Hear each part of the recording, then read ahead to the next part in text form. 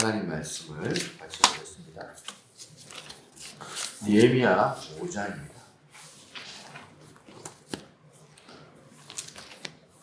느헤미야서 5장 14절 말씀, 14절부터 19절까지 같이 한 절씩 교독해 봅니다. 또한 유다 땅 총독으로 세움을 받은 때 곧 아닥사스다 왕 제12년부터 제32년까지 12년 동안 나와 내 형제들이 총독의 녹을 먹지 아니하였느니라.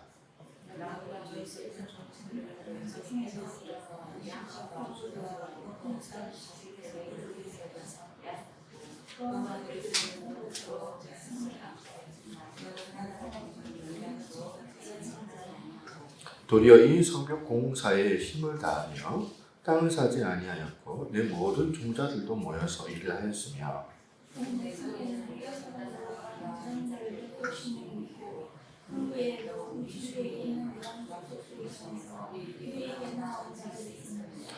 매일 나를 위하여 소 한 마리와 살찐 양 6마리를 준비하며 닭도 많이 준비하고 열흘에 한 번씩은 각종 포도주를 갖추었나니 비록 이같이 하였을지라도 내가 총독의 녹을 요구하지 아니하였음은 이 백성의 구역이 중함이었더라.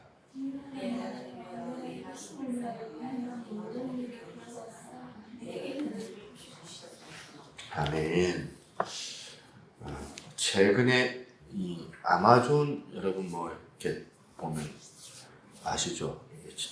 인터넷 책 이제 다룬 곳인데 여기서 베스트셀러가 있습니다. 이 책 이름이 리더는 마지막에 먹는다라는 책입니다. 저자는 누구냐면 한번 띄워주시죠. 미국의 이 동기부여 강연자였던 이 사이먼 사이넥이라는 사람입니다. 미국 유럽에서 유행하는 뭐 여러 가지 기술이나 오락, 디자인 이런 이런 국제적인 이슈 이런 다양한 분야를 이렇게 강연하는 이런 강연 제목이 테드라고 하는데 이 테드 강연자로서 널리 알려져 있습니다. 뭐 우리나라 뭐 요즘에 보면 막 10분 강연하고 막 보면 그 밤에 TV에 같은 데 강연자들 나와서 재밌게 보면 사람들과 그렇게 소통하는 그런 어떤 프로그램도 있잖아요. 이런 책을 살펴보면 이 저자가 사람들을 대하는 리더의 역할, 이 조직의 그 역할 등을 강조하는 것으로 이렇게 우리가 알려져 있는데 이 책의 제목도 제목이지 부제를 보면 그 사람이 뭘 주장하고 있는지를 잘 알 수 있습니다.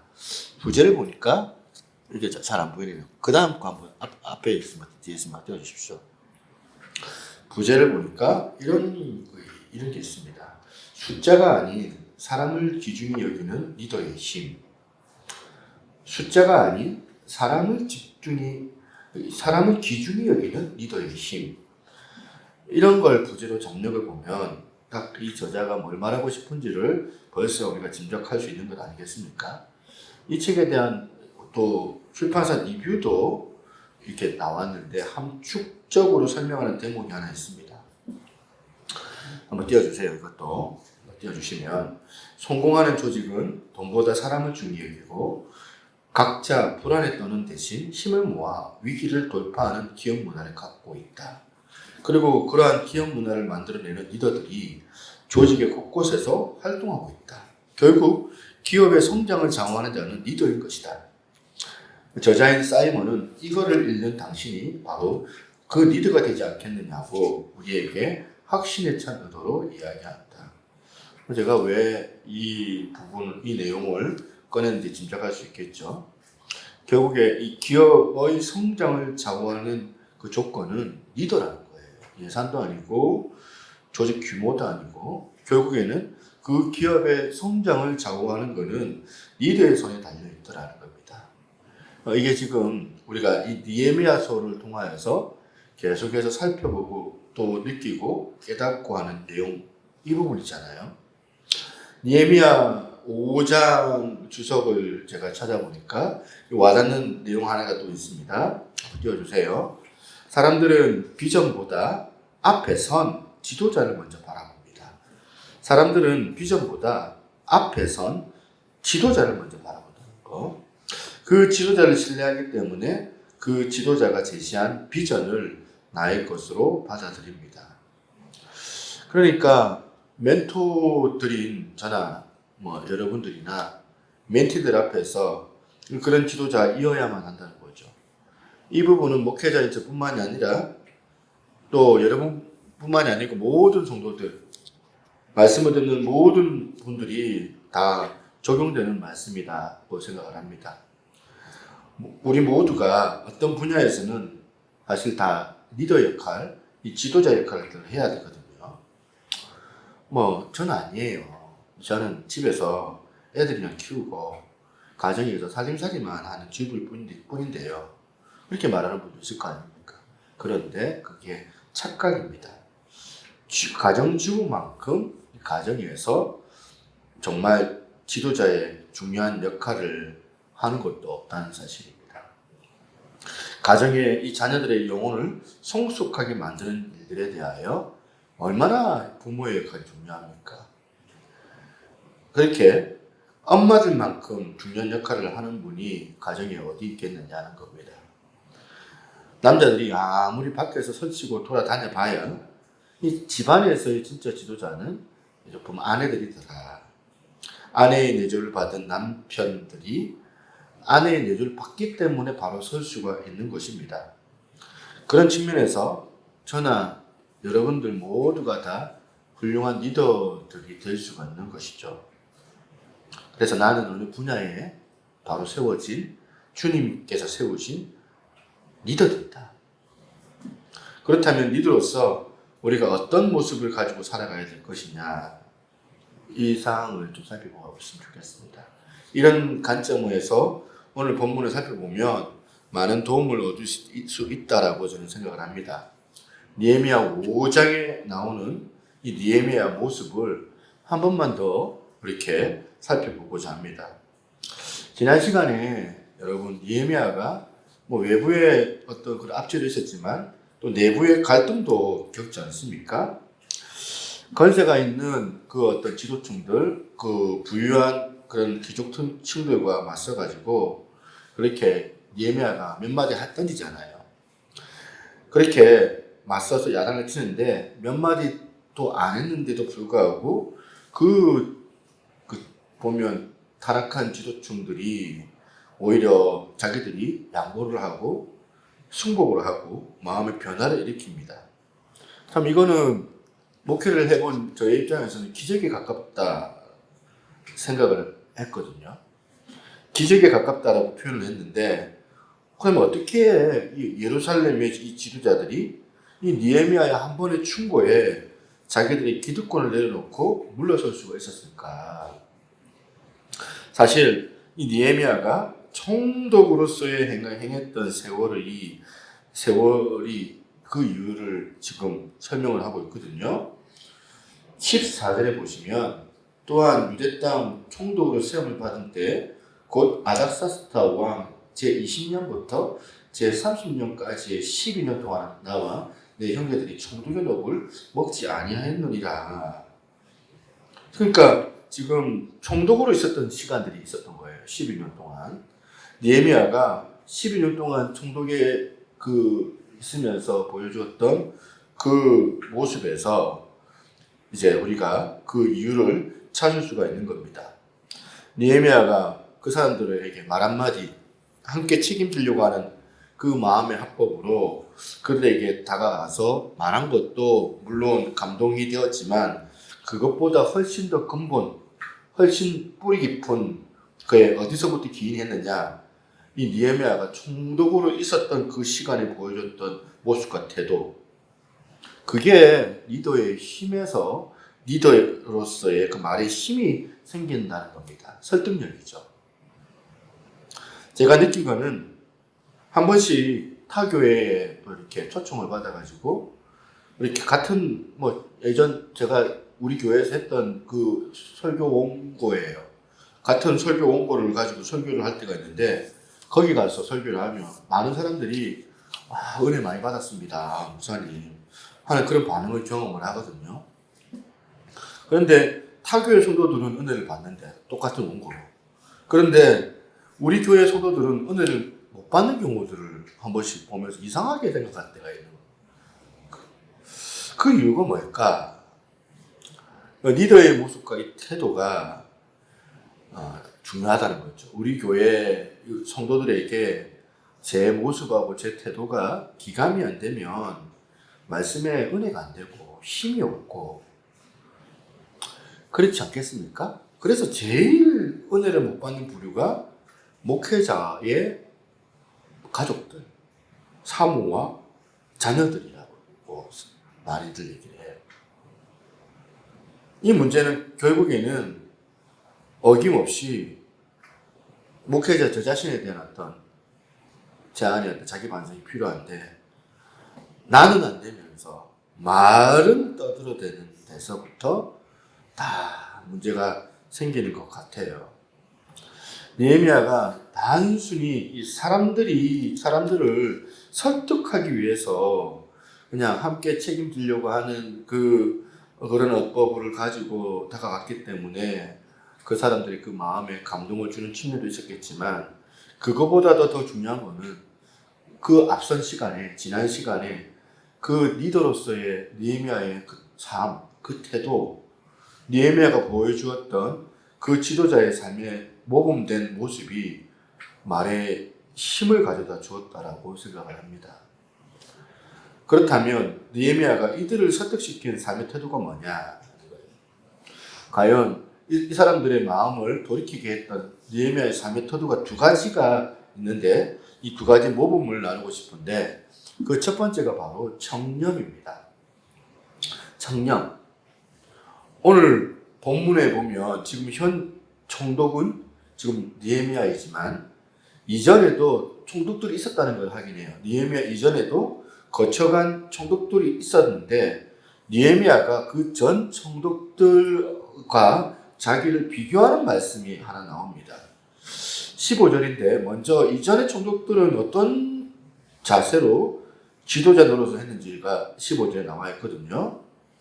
나보다 먼저 있었던 총독들은 백성에게서 양식과 포도주와 또 은 40세겔을 그들에게서 빼앗았고 또한 그들의 종자들도 백성을 압제하였으니 나는 하나님을 경외함으로 이같이 행하지 아니하였고 그 앞서 지금 나와 있는 총독들은 지금 어떤 태도로 어떻게 통치를 했는지 딱 지금 한마디로 표현하고 설명을 하고 있지 않습니까? 또 여기 나오는 종자들, 그들의 종자들의 이 표현이 성경에 나와 있는데 이게 되게 재미있는 표현입니다.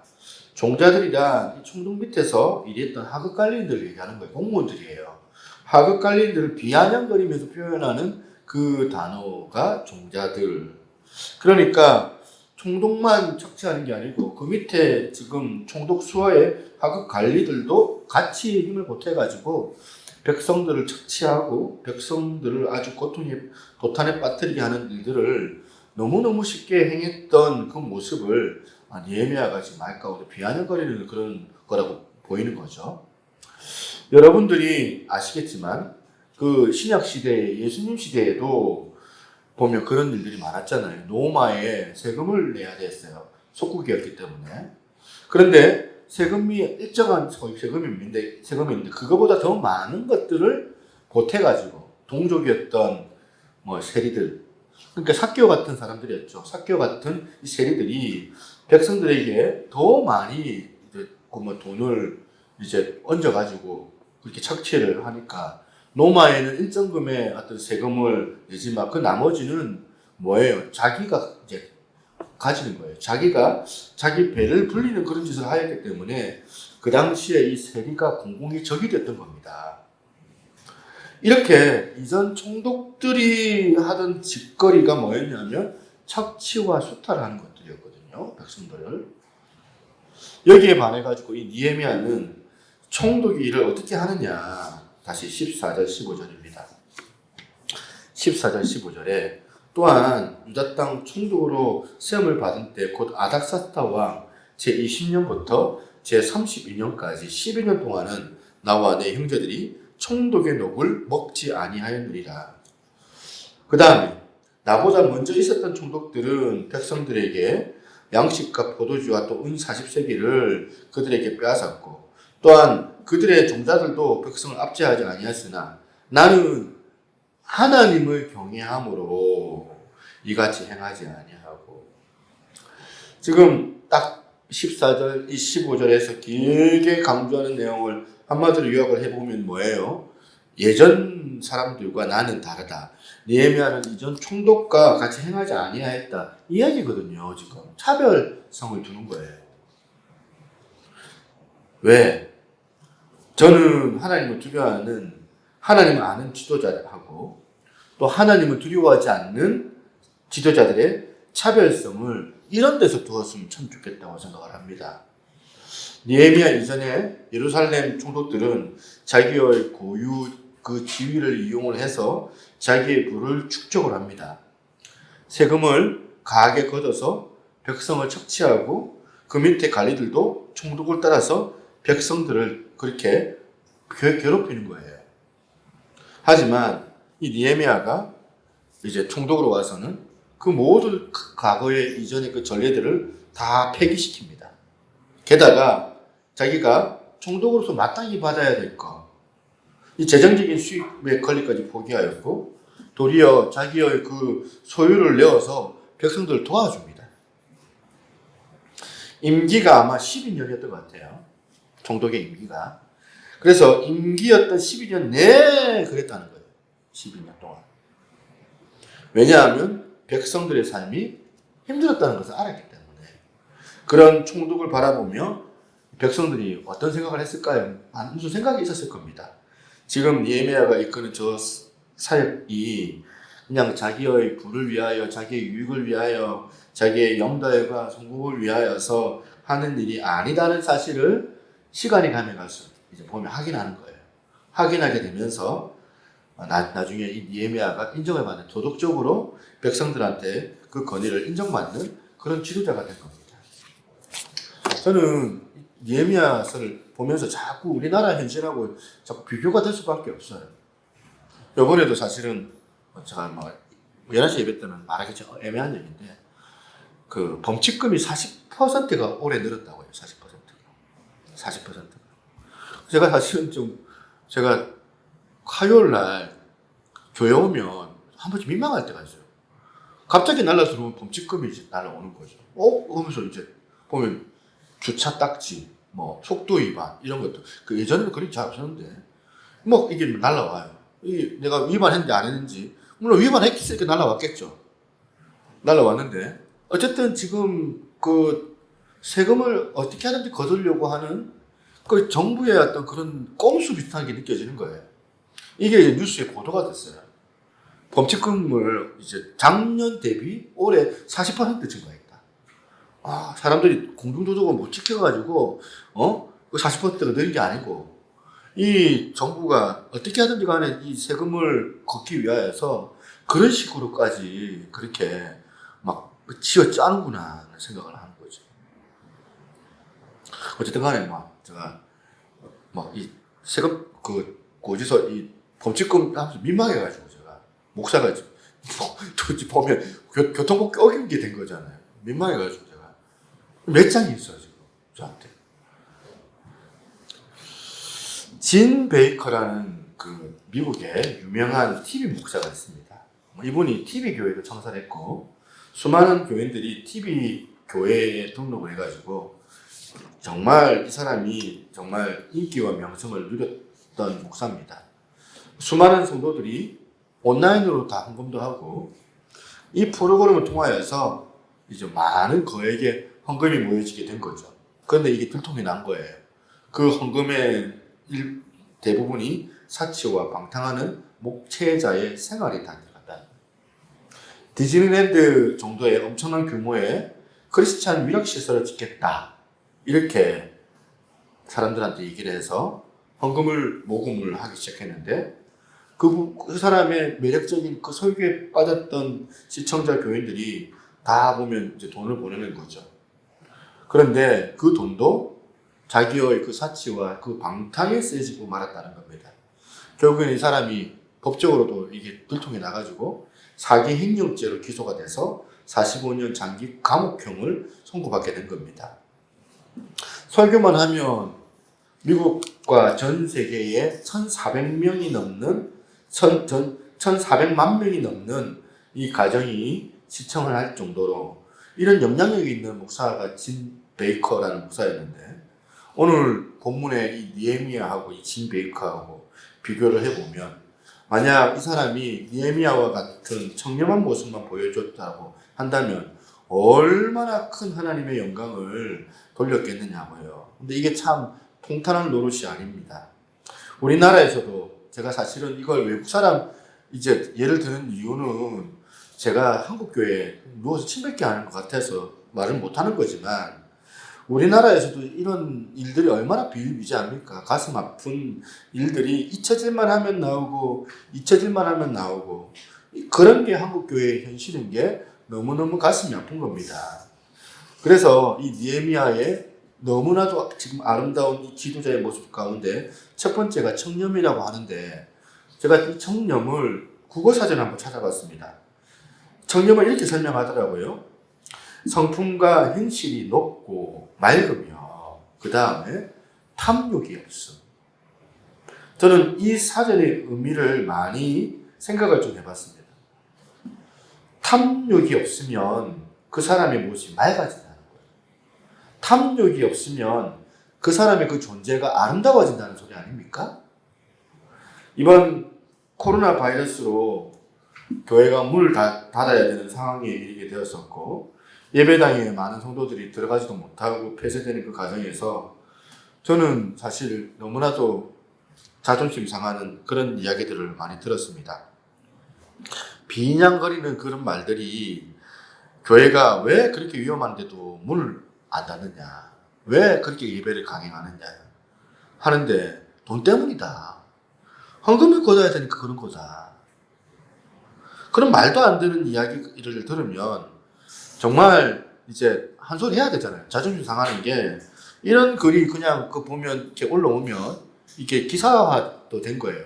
올라오면 수많은 그 댓글에서 저런 미친 소리가 다 있느냐, 교회는 절대 그런 곳이 아니다, 어디다 대고 그런 소리가 하느냐 하면서 막 그렇게 막 기자를 타박하고 이래야 되는데, 너무나도 또 많은 글들이 그 글에 동조를 하는 거예요. 맞다고.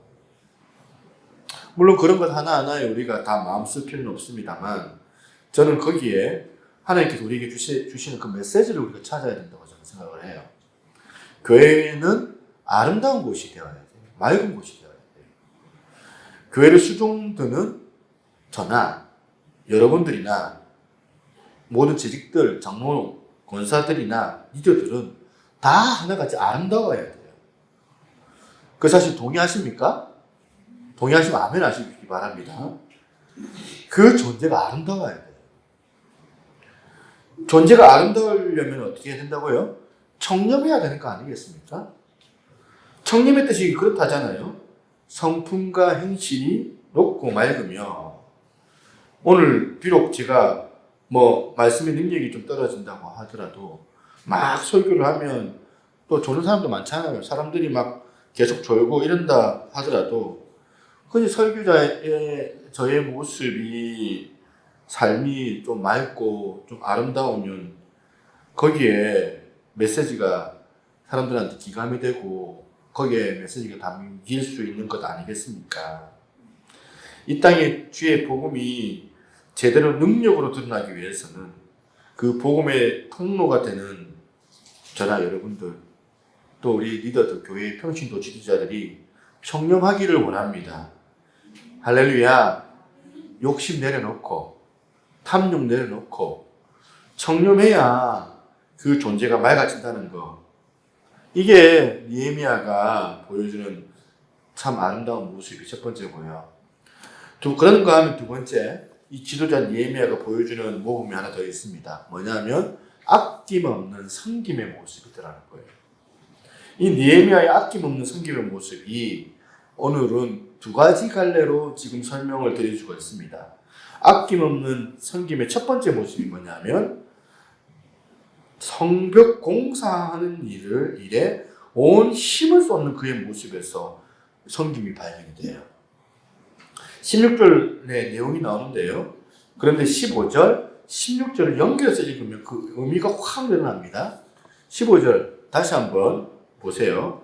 나보다 먼저 있었던 총독들은 백성에게서 양식과 포도주와 또 은 40세기를 그들에게 빼앗았고 또한 그들의 종자들도 백성을 압제하였으나 나는 하나님을 경외함으로 이같이 행하지 아니하고 그 다음 16절 도리어 이 공사에 힘을 다하여 도리어 이 성벽 공사에 힘을 다했다는 거예요. 땅을 사지 아니하였고 내 모든 종자들도 모여서 일을 하였으며 지금 이 느헤미야와 전 총독들과의 이 차별성이 뭐냐? 내가 단순히 다른 총독들과 다르게 뇌물을 안 받는다. 난 착취 안 한다. 난 단지 나는 청렴해. 이 청렴성이만 강조한다면 그거는 반쪽짜리 그런 지도자의 모습입니다. 그런데 이 느헤미야 될 수 있었던 거는 그렇게 부정적으로 나는 그렇게 돈 많이 안 밝힌다.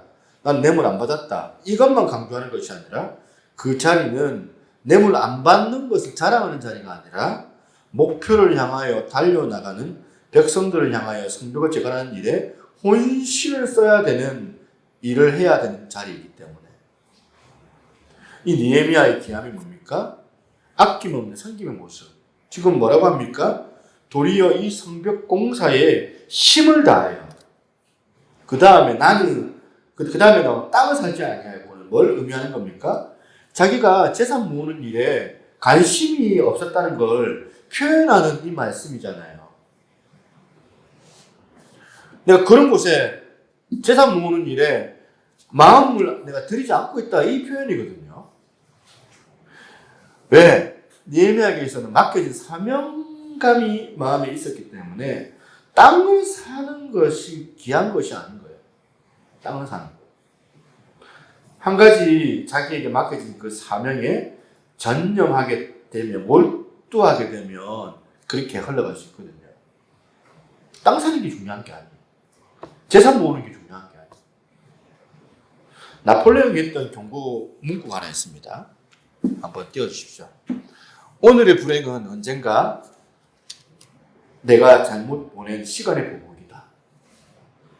또 영화 빠삐용에서 나오는 대사 한마디도 인상 깊습니다. 너는 인생을 낭비한 죄, 시간을 낭비한 죄를 저질렀다. 오늘 우리가 그런 뇌물 받지 않고 그런 부정한 돈으로 부르축적하지 않는 이것도 진짜 중요한 거지만 그거보다 더 우선순위는 뭐냐면 우리는 사명자로서 사명을 감당해야 되거든요. 어떤 상황에서도 맡겨진 그 일에 대해서 전심전력 투구하는 그런 섬김의 모습으로. 그래서 에베소서 5장 16절에 이런 말이 나옵니다. 세월을 아끼라 때가 악하니라. 모든 사명받는 분들이라면 이 말씀을 되새기시는 그런 복된 한 주간이 되시기를 바랍니다. 예, 아멘 소리가 왜 이렇게 없어요? 예, 듣고 계시죠? 그러면서 또 하나 지도자 느헤미야 모습에서 발견되는 아낌없는 섬김의 모습이 하나 더 있습니다. 두 번째 뭐냐면 지체를 향한 아낌없는 섬김의 모습이라는 거예요. 자, 17절, 18절 이거는 같이 한번 읽어볼까요? 같이 있습니다. 시작! 또 내 상에서 유다 사람들과 민장들 150명이 있고 그 외에도 우리 주위에 있는 이방 족속들 중에서 우리에게 나온 자들이 있었는데 매일 나를 위하여 소 한 마리와 살찐 양 6마리를 준비하며 닭도 많이 준비하고 열흘에 한 번씩은 각종 포도주를 갖추었나니 비록 이같이 하였을지라도 내가 총독의 녹을 요구하지 아니하였음은 이 백성의 구역이 중함이었더라. 자, 느헤미야가 총독이에요. 여러분 윗선에서 있는 분들 얼마나 행사가 많습니까? 사람들도 많이 만나야 돼요. 느헤미야 위치가 이와 같았습니다. 총독의 자리, 총독을 향해서 찾아오는 많은 사람들을 향하여서 잘 접대도 해야 되고 또 연애도 베풀어야 되는 그런 위치에 있었던 총독 느헤미야였는데요. 오늘 본문에 이 느헤미야의 모습을 보면 자기 자신에 대하여서는 엄청나게 지금 이제 엄하게 땅도 사지 않고 청렴하게 살았지만 그런데 이게 자린고비가 되고 인색한 사람이 되라는 뜻이 아니에요. 그렇게 자기 자신을 위해서 철저했던 니에미아였지만 방금 읽은 이 말씀 안에 다른 지체를 섬길 때는 어떻게 합니까? 아낌없이 지금 풍성히 베푸는 그런 모습을 저는 보고 있어요. 이게 오늘 지도자들의 모습이 되어야 된다. 사실 우리 본능은 반대거든요. 남에게는 베푸는 거에 할 수 있는 대로 인색을 해야 되고, 그리고 내 자식에게는 내 돈 모아가지고 써야지. 내 배우자를 위해서는 써야지. 날 위해서 이걸 사용해야지.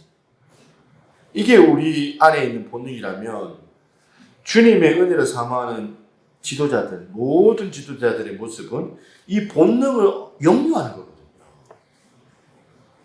만약 우리가 이 주님의 지금 은혜를 사모하는 모든 지도자들이 우리 교회에서 이 교회 재정을 사용할 때 어떻게 해야 됩니까? 교회 재정 쓸 때는 아끼고 철저히 아끼는 거. 이게 합당한 거예요. 저는 그게 그리스도인의 자세라고 생각합니다. 휴지 하나도 낭비하지 않는 거. 내가 10,000원 주고 할 수 있는 그 자격이 충분하다 할지라도 8,000원으로 줄이고, 그렇게 자기에게는 인색하지만, 자기에게는 자기를 다스려가면서 인색하지만 주의 나라를 위해서는, 혹은 또한 이웃을 섬길 때는, 쓸 때, 베풀 때 이 니에미아에게서 배우는 이 마음, 풍성한 마음으로 지체를 향하여서 아낌없이 섬기는 이 모습, 이걸 우리가 배워야 된다는 것 아니겠습니까? 돈이 많다고 해서 그 돈을 예쁘게 쓰면 되는 게 아닙니다. 너무나 감사하게 사람들이 정성을 다해서 하나님께 이분들이 하나님 앞에서 헌금을 했기 때문에 그 교회의 재정은 철저하게 함부로 쓰면 안 된다고 생각을 하고, 성도들이 내는 그 헌금이 비록 얼마 안 된다 할지라도 거기에 우리 마음이 다 들어가 있는 거라고 생각하기 때문에, 이거는 꼭 물질의 문제만이 아니죠. 우리가 회복해야 될 복음의 정신은 뭐냐? 내게는 인색하고, 주를 위하여서는, 이웃을 위하여서는 인색하지 않게 베푸는 마음. 이게 누구라서 잘 되겠습니까? 그래서 부단하게 이런 마음들 속에서 싸워야 되는 거거든요. 끊임없이 싸우고 나가면서 이 니에미아의 이 지도자의 모습을 배워야 하는데요. 오늘 이 니에미아에게서 배우는 두 가지 귀한 모습. 이거 참 아름다운데, 그런데 저는 결론적으로 여러분께 드리고 싶은 진짜 중요한 이야기는 여기서부터 시작을 해요. 이렇게 니에미아가 오늘 제목처럼 삶으로 모범을 보이는 지도자로 인정을 받는 영광을 누리기까지 이 두 가지의 이 삶의 태도의 모습이 너무나도 아름답지만, 그걸 가져다 준 진짜 중요한 마음가짐이 뭐였냐? 15절이죠. 니에미아가 그 앞에 총독들과의 자기와의 차별성을 두는 그 15절 다시 한번 보시겠습니다. 이번에는 세 번역으로 한번 찾아봤습니다. 같이 한번 읽어볼까요? 그런데 같이 있습니다. 시작. 그런데 나보다 먼저 총독을 지닌 이들은 백성에게 힘겨운 세금을 물리고 양식과 포도주와 그 밖에 하루에 은 40세겔을 백성에게서 거두어 들였다. 총독들 밑에 있었던 사람들도 백성을 착취하였다. 그러나 나는 하나님이 두려워서도 그렇게 하지 않았다. 아까는 제가 그렇게 하지 않았다에 초점을 두었지만, 이번에는 내가 이 구절에서 진짜 초점을 둬야 되는 게 그 앞에 나오는 단어예요. 나는 하나님이 두려워서. 이걸 우리가 놓치면 안 되는 중요한 포인트라는 겁니다. 두려워서. 이전 총독과 같은 변절된 태도를 보이지 않았던 느헤미야의 태도, 가장 중요한 동력이 뭐였냐면 나는 하나님이 두려워서라도 였다는 거예요. 여러분 아시는 창세기 39장 보시면 어린 요셉이 지금 애굽에 팔려가가지고 주인 보디발 앞에서 충성하는 그 과정 가운데 그 집에 그 주인의 아내의 유혹이 있었잖아요. 성적인 유혹을 받는 내용이 나오지 않습니까? 근데 요셉이 이걸 이겨내요. 그 과정에서 주목해야 될 한 대목, 유혹을 받습니다. 지금 39장 7절입니다. 그 후에 그 주인의 아내가 요셉에게 눈짓하다가 동침하기를 정하니 8절 그랬더니 요셉이 거절하며 자기 주인의 아내에게 이르되 내 주인이 집안에서 모든 소유를 간섭하지 아니하고 다 내 손에 위탁하였으니 그 다음 9절인데 9절에 강조 포인트가 두 가지가 있습니다. 잘 보십시오. 요셉이 이렇게 얘기합니다. 이 집에는 나보다 큰 이가 없으며 주인이 아무것도 내게 금하지 아니하여도 금한 것은 당신뿐이오니 당신은 그의 아내임이라. 그런즉 내가 어찌 큰 악을 행하여 주인님께 득지하리이까. 제가 뭘 바꿨어요. 뭘 바꾼 것 같아요. 주인님, 다들 눈치채고 계시죠? 주인님이 뭘로 바뀌어야 돼요? 하나님. 이게 느헤미야의 정신이에요. 금하지 않는 분은 자기 주인이라고 고백하면서 진짜 요셉이 두려워하고 있는 분이 누구냐면 주인 때문에 내가 안 하는 게 아니라 하나님 때문에 내가 안 하는 거다. 만약에 요셉이 이 주인만 두려워했다면 유혹에 넘어갔을 거예요. 이미 성적인 죄를 지었을 거예요. 왜? 주인 안 보고 있으니까 안 지키면 되는 거니까. 근데 지금 우리가 이 느헤미야에서 배워야 되는 거, 오늘 방금 읽었던 창세기 39장 요셉에게서 우리가 잊지 말아야 될 포인트가 이겁니다. 여기 나오는 주인님에게다가 뭘 바꿔야 돼요? 하나님. 오늘 본문 느헤미야 5장이 이렇게 어떻게 마무리되는지를 한번 보시겠습니까?